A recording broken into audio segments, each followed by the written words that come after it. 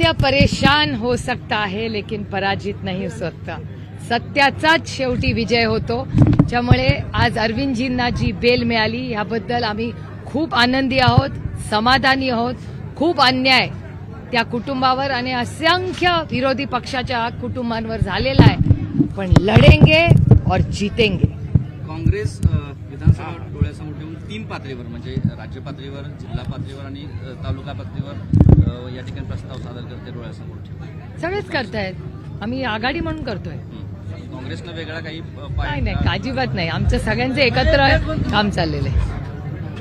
राष्ट्रवादीचे 25 आमदार ठरलेले आहेत. अजित पवार स्वतः निवडणूक लढवणार आहेत. त्यांच्या पक्षाचा अंतर्गत प्रश्न आहे. बारामतीत ते स्वतः उभारणार आहेत असं तो त्यांच्या अंतर्गत प्रश्न ना. कोणी लढायचं बारामतीतून, ही लोकशाही आहे. प्रत्येक जण ठरवेल कोणी कुठून लढायचं. जिल्ह्यामध्ये इन्कमिंग म्हणजे राज्यामध्ये राष्ट्रवादीमध्ये प्रचंड इन्कमिंग सुरू आहे. जिल्ह्यातील एक मोठे नेते राष्ट्रवादीच्या मोठ्या नेत्यांना भेटले त्याबद्दल रामकृष्ण हरी. घेणार महायुतीमध्ये आता विरोधकच अजित पवार म्हणून निर्माण झालेले आहेत. त्यांच्यावरच टीका. आणि तुम्हाला खरं सांगू म्हणजे मी कुणाबद्दल वैयक्तिक बोलत नाही. त्याच्यामुळे बाईट दाखवताना पुरी दाखवा. माझी ही कुणावर वैयक्तिक काही टीका टिप्पणी नाही आहे. पण गेले 18 वर्ष मी बारामती लोकसभा मतदारसंघाच्या आशीर्वादाने खासदारकीची जबाबदारी लोकांनी मला दिली आहे.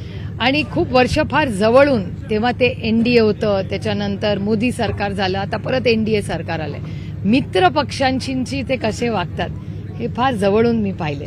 मग पंजाब असू दे, उत्तर प्रदेशमध्ये असू दे, काश्मीरमध्ये असू दे, मी खूप ओरिसामध्ये असू दे, फार जवळून मी ते सगळं पाहिलेलं आहे. त्याच्यामुळे ते सत्तेमधले जो तो मोठा पक्ष आहे तो काहीही मित्र पक्षांशी करू शकतो हे मी खूप जवळून पाहिलेलं आहे. आरक्षणाचा मुद्दा अजूनही राज्यामध्ये चर्चेत आहे. महाविकास आघाडीच्या जाहीरनाम्यामध्ये आरक्षणाचा समावेश कसा पद्धतीने असेल? मी अनेक वेळा हा फक्त या इलेक्शनसाठी सीमित नाही, पण गेले 10 वर्ष सातत्याने मी स्वतः लोकसभेमध्ये मराठा, धनगर, लिंगायत, मुस्लिम आणि भटक्या विमुक्त समाजाच्या जे आरक्षणाची मागणी आहे त्याच्यासाठी मी वारंवार बोललेले आहे. या देशामध्ये सगळ्यात जास्त आरक्षणाची मागणी ही कोणी केली असेल तर आदरणीय पवार साहेबांच्या राष्ट्रवादी काँग्रेस पक्षाने केलेली आहे. आणि सातत्याने मी केंद्र सरकारला विनंती करत आली आहे की देशामध्ये अनेक राज्य आहेत, अनेक घटक आहेत ज्यांना आरक्षण पाहिजे. एक कॉम्प्रिहेन्सिव्ह बिल आणा. त्या कॉम्प्रिहेन्सिव्ह बिलच्या माध्यमातून 3, 4, 5 दिवस चर्चा करू, सगळ्यांचं एकमत करू आणि सगळे एकत्र मिळून आपण हा प्रश्न सोडू. जे कुणाचं राज्य असेल ते मराठा, धनगर, लिंगायत, मुस्लिम आणि भटक्या विमुक्त च्या समाजांना आरक्षण देईल त्या सरकारच्या मागे आम्ही ताकदीने उभा राहू. एसटी कर्मचाऱ्यांना दिलेला शब्द सरकारने फिरवला आहे. पगारवाढ ही 2020 पासून नाही तर 2024 पासून देणार असं सांगितलं जातं. काय नवीन आहे? सरकार असंच आहे, जुमलेबाज सरकार आहे. त्याच्यामुळे मला काही आश्चर्य वाटत नाही हे जेव्हा शब्द फिरवतात. नितेश राणे सांगतात ते हिंदूशी व्यवहार करा, हे कितपत योग्य आहे? माझ्या वाचनात आलेलं नाही. त्याच्यामुळे मला माहिती नाही. सर्व धर्म समभाव आपण मानायचा नाही असे नितेश राणे सांगतात. मला माहिती नाही बाबा. राहुल गांधींच्या बाबतीत शिंदे गटानं बंदी केली होती, परंतु काल मुंबईमध्ये यावर तुमचं काय मत आहे? यामिनी जाधव यांनी पूर्ण वाटप केले. ही लोकशाही आहे. लोकशाहीमध्ये प्रत्येकाला काय करायचा हा अधिकार भारतरत्न डॉक्टर बाबासाहेब आंबेडकरांनी दिलेला आहे. आणि त्यांच्या अंतर्गत जे काय त्यांची युती आहे ना, त्या युतीमध्ये काय त्यांची लढाई होते ते तुमच्या चॅनलवर तुम्ही दिसताय. मला त्याच्यात नाही पडायचं, कारण का या राज्यासमोर महागाई, बेरोजगारी, भ्रष्टाचार प्रचंड मोठी आव्हानं आहेत. त्यामुळे त्यांना आपापसात भांडू द्या, आम्हाला राज्याची सेवा करायची. माहितीतल्या एका घटकाला खतखत त्यांच्या कार्यकर्त्यांच्यामध्ये, नेत्यांच्यामध्ये जाणते. तुम्ही काही परतफेर असं वगैरे आव्हान करताय? मी कोणालाच आव्हान करत नाही. मी या देशाची सेवा करण्यासाठी राजकारण आणि समाजकारण करते, ज्याच्यात 80% समाजकारण आणि 20% राजकारण. जे धोरण कैलासवासी यशवंतराव चव्हाणांचा वैचारिक वारसा घेऊन आम्ही काम करतो. त्याच्यामुळे कोणी काय करायचा हा त्याचा वैयक्तिक प्रश्न असेल.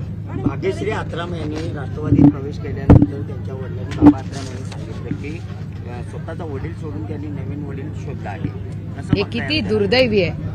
मी आयुष्यात एका वडिलांनी लेकीला नदीत फेकून देईन अशी भाषा सुसंस्कृत महाराष्ट्रात कधीच ऐकलेली नाही. त्याच्यामुळे हे धक्कादायक स्टेटमेंट वडिलांचं होतं. म्हणून एक बहीण म्हणून आमची नैतिक जबाबदारी नाही आमच्या बहिणीसाठी जावं. एखादा वडील, ही स्त्री भ्रूण हत्या जशी होते ना तशीच ही लेकीची हत्या होती. आणि हे हत्या करणारे वडील हे दुर्दैवी आहे. हे महाराष्ट्रामध्ये धक्कादायक आहे. एक वडील म्हणतात की लेकीला मी नदीमध्ये फेकून देईन. ही भाषा सुसंस्कृत महाराष्ट्रात एका वडिलांना शोभते? कुठल्या वडिलांना, कुठल्या नात्यात शोभते? हो, हे खूप धक्कादायक होतं. आणि ती बिचारी, तिला किती धक्का बसला असेल ह्याचा विचार करा ना तुम्ही. त्याच्यामुळे अर्थातच आमच्या भगिनीला आधार देणं ही आमची नैतिक जबाबदारी होती आणि आहे आणि आयुष्यभर राहील. मुख्यमंत्री लाडकी बहीण योजनेत संभाजीनगरमध्ये 12 भावांनी महिलेचे छायाचित्र लावून स्वतःचा अर्ज भरल्याचं समोर आलेलं आहे. हे प्रश्न मला विचारू नका, या ट्रिपल इंजिनच्या खोक्या सरकारला विचारा. तंत्रज्ञानाचा वापर करताना अशा गोष्टी सारखंच यांच्या त्या योजनेमध्ये सारख्या चुका कशा निघतात? हो, मग यांनी काय केलंय? यांनी डेटा जो कलेक्ट केला तो कसा केला? एवढं तंत्रज्ञान या जगामध्ये आहे, एवढं पण करता येत नाही. इथे ना महिलांना सुरक्षित ठेवू शकतायत, तिथे हिट अँड रनच्या केसेस रोज होत आहेत. ड्रग्ज तर या राज्यात वाढलेलेच आहेत. म्हणजे कोणी आता आमच्याकडे तर कोयता गँग, ती तर पुण्यात सगळीकडे फिरत असते. मग ह्या राज्यामध्ये सुरक्षितता राहिली आहे का नाही? नीटचे पेपर लीक होतात. मग ह्या चाललंय का? अन्नाधुंदी कारभार चाललाय या देशामध्ये. कारण का ह्यांना घरं आणि पक्ष, इन्कम टॅक्स, सीबीआय आणि ईडी म्हणजे आईस, हे सोडून यांना वेळ कुठे दुसरं काय करायला किंवा मायबाप जनतेची सेवा करायला. म्हणूनच आदरणीय पवार साहेब म्हणतात की सरकार बदललं पाहिजे. तुम्ही सरकार यांना असं सांगताय, पण महाविकास आघाडीचा मुख्यमंत्री कोण असेल काय? हे काळाबरोबर तुम्हाला कळेलच. की टीम मॅटर्स. आणि अनेक वेळा आम्ही इलेक्शन्स लढलेलो आहोत. आम्ही कुणाचाच एक चेहरा घेऊन लढलेलो नाही. आम्ही वैचारिक पद्धतीने एकत्र आलेलो आहोत आणि महाराष्ट्राच्या हितासाठी आणि स्वाभिमानासाठी आणि विकासासाठी आम्ही एकत्र आहोत. राहुल गांधीचे एक आरक्षणावरून स्टेटमेंट परदेशामध्ये केलेलं तुम्ही ऐकलं असेल. हो, ती पूर्ण काही स्टेटमेंट म्हणजे कम्प्लिटली आउट ऑफ कॉन्टेक्स्ट दिसतंय, कारण का त्याचा एकच भाग काढलेला आहे. पण मी एक तुम्हाला सांगते, सुप्रिया सुळे आणि राष्ट्रवादी काँग्रेस पक्षाचा प्रत्येक कार्यकर्ता हा संविधानासाठी आयुष्यभर लढत राहील. आणि या देशाचं संविधान बदलायचा प्रयत्न जो भारतीय जनता पक्षाने करण्याचा प्रयत्न केला त्याच्यासाठी पूर्ण ताकदीने श्वासात श्वास असेल, शेवटच्या रक्ताच्या थेंबापर्यंत आम्ही लढत राहू. आणि या देशाचं संविधान आम्ही कुणालाही बदलू देणार नाही. धन्यवाद. Okay, thank you.